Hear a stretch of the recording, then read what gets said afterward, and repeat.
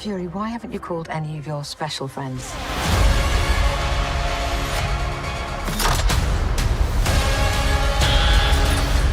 You're out of moves, Fury. This is a ticking time bomb.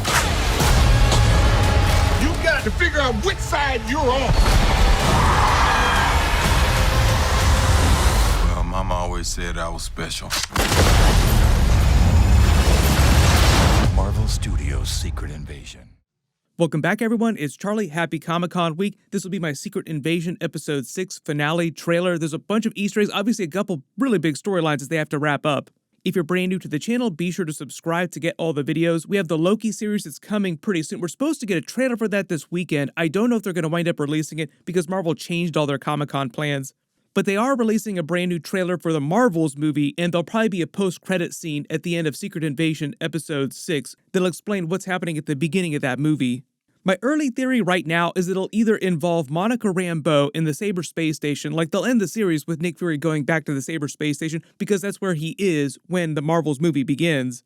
Or they might just play the Miss Marvel post-credit scene for just a little bit more, like what happens immediately after the Miss Marvel post-credit scene where Captain Marvel had switched places with Kamala Khan because of the way her powers worked in combination with the bangle. She swapped places with Kamala Khan, and she had formerly been in another part of the galaxy, like in Kree Skrull space, on a Kree ship. And when she shows up in Kamala Khan's bedroom, she has absolutely no idea what's going on. Like, how did I get here, and is this a stalker's room? Just because there's pictures of her all over the place.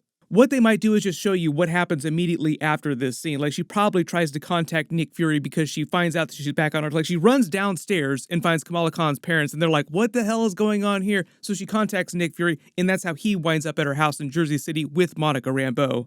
I also think there's going to be a post-credit scene or some kind of teaser at the end, like just the last couple of scenes, where they explain what happens with the real Rhodey, how long he's been gone this whole time, like which movie exactly it was when he got switched. And it'll help set up the Iron Man Armor Wars movie that they're doing in Marvel Phase 6.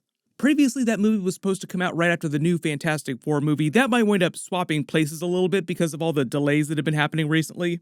But supposedly, after they rescue the real Rhodey from this giant stash of people that they've been keeping on ice, like you see in the trailer here, she finds all these bodies of world leaders, important figures that the Skrulls have replaced. The real Rhodey learns that Skrull Rhodey, Scrody, has been using his status as War Machine, his access to all the Iron Man Stark tech, to do all kinds of shady stuff all around the world. And because of what the Skrulls were doing with all that Iron Man tech, it falls into the hands of a bunch of villains. It also winds up getting into the hands of people like Val and Damage Control. We already saw that during Spider-Man No Way Home, and then during the Miss Marvel series with them using the Stark tech Edith drones.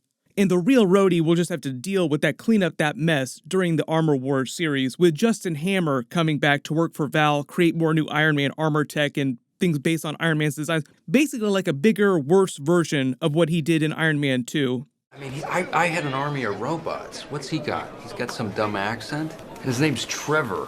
What is that? Like if Bin Laden and Benny Hill had a baby. Part of that will also borrow from comic book Armor Wars. The only difference is obviously it's Rhodey taking the lead instead of Tony Stark, Iron Man. And instead of just the blanket US government being one of the major antagonists with Justin Hammer, Damage Control winds up being more of the main villain because Justin Hammer is creating all the new Iron Man armor tech for them. During the comic book Armor Wars, the US government basically commissions this giant Iron Man armor design that Iron Man winds up having to take down. They'll probably have a version of that during the Armor Wars movie, but it's Justin Hammer who created it for Damage Control, and Rhodey's the person that has to destroy it. Supposedly during that movie, because of all the Iron Man armor tech that Val and Damage Control are messing with, or Justin Hammer at least is messing with, they bring back Ultron unexpectedly, like they accidentally reactivate the Ultron protocols. But like I said, even though you normally would think Ultron would be the villain of a movie like that, or the resurrected Ultron, technically it'd be Damage Control because they're the persons that are pulling all the strings. A lot of what happens during that movie will be under the purview of President Thunderbolt Ross, so we'll see what happens to him at the end of this series or how they explain him becoming President of the United States, and President Ritson either leaving office or being voted out of office. That might have something to do with the Harvest storyline, the whole idea of grafting people's powers onto your, like taking the Avengers' powers. Val would definitely want something like that, like she wants all the vibranium from Wakanda. During Captain America 4, they also want the adamantium that gets found on Tiamat's body. But suddenly they have this cachet of all the Avengers' DNA in a way to give themselves powers. So I wouldn't be surprised if the US government, Val, Thunderbolt Ross try to get their hands on the Skrulls' Super Skrull technology at the end of the series. But during the footage from the actual episode in the trailer, we see Nick Fury taking what Gravik thinks is the harvested Avengers DNA to his base in Russia. It looks like they get into an actual fight in the reactor room where they built that Super Skrull device. There's no way that Nick Fury would have a chance against Gravik. Like, Gravik looks all hulked out here, like he's given himself the Cull Obsidian powers, so he's super strong and super durable. Technically, it would be like the powers of the Thing if we're talking about analogs for the Fantastic Four's powers. A lot of people also wondering if because of this fight, they'll wind up finding out that Nick Fury himself is not the real Nick Fury, and like some secret replacement like a life model decoy, or he's secretly a Skrull pretending to be Nick Fury again. Just based on the way they're presenting the fight in the trailer, like without any extra footage, this seems like the real Nick Fury, like he definitely gets his ass handed to him. And I think his quote during episode 5 about the only thing that his mama really left him was the brain between his ears was meant to be foreshadowing for the way that he takes Gravik, that like he outsmarts him. He doesn't beat him in a one-on-one fight because there's no way that he have a chance of doing that. The other weird line of dialogue that Gravik had when he and Nick Fury were trading barbs is that he implied that Nick Fury, when he brought the Avengers harvested DNA, would get a giant dose of radiation poisoning when he came to that reactor room. That might be part of how the Super Skrull device works, like they dose themselves with a bunch of radiation while they're mutating their DNA with this other superpowered person DNA. There's an old joke about Stan Lee-based superheroes, like the characters that Stan Lee created. A lot of them either got their powers by being dosed in radiation, toxic waste, bitten by radioactive spiders, having stuff dumped on them, being bathed in cosmic radiation. Basically, some type of radiation equals powers. And they're making all these sly Fantastic Four references and Easter eggs with some of the story details during the series. That's basically how the Fantastic Four got their powers. They were caught in a solar storm and bombarded with cosmic radiation. There was this joke about Darwinism and evolution. There's a whole idea of mutants being the evolution of the human race.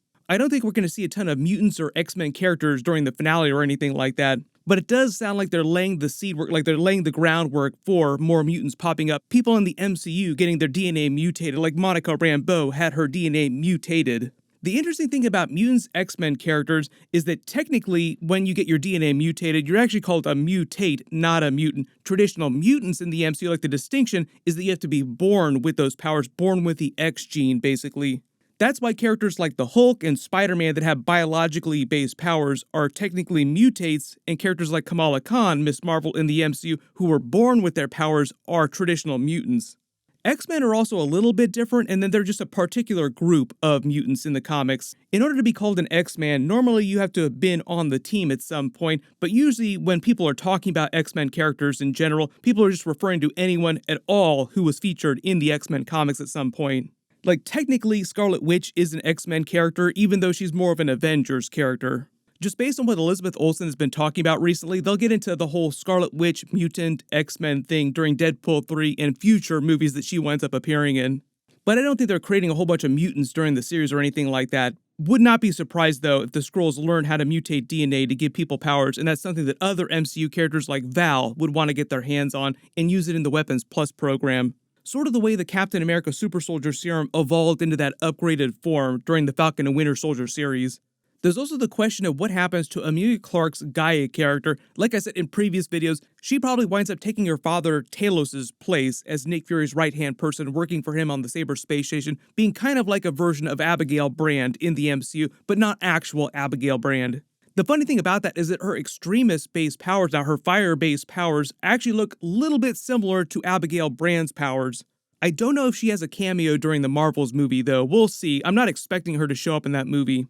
Now that the world knows about the rest of the Skrulls, too, there's the question of what happens to them. They probably get to continue living on Earth, and they had this line in a previous episode about how they like the cold. They might come to a compromise with the World Security Council where they allow them to live in just a really cold place on Earth that humans have a hard time living. Like, send the Skrulls to Antarctica. It's not like a whole bunch of humans are going to want to live there instead of them. That would be a funny way to reveal the Savage Land in the MCU. It exists in Antarctica in the comics.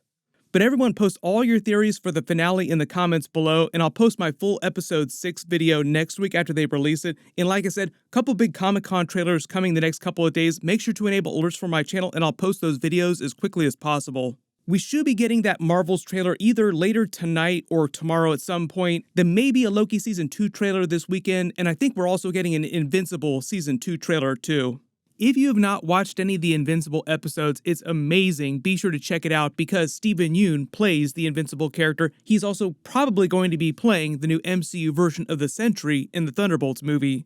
Click here for that brand new trailer. I'll update the link as soon as I post it, and click here for all my Secret Invasion episode videos. Thank you so much for watching. Everyone stay safe, and I'll see you guys in the next one.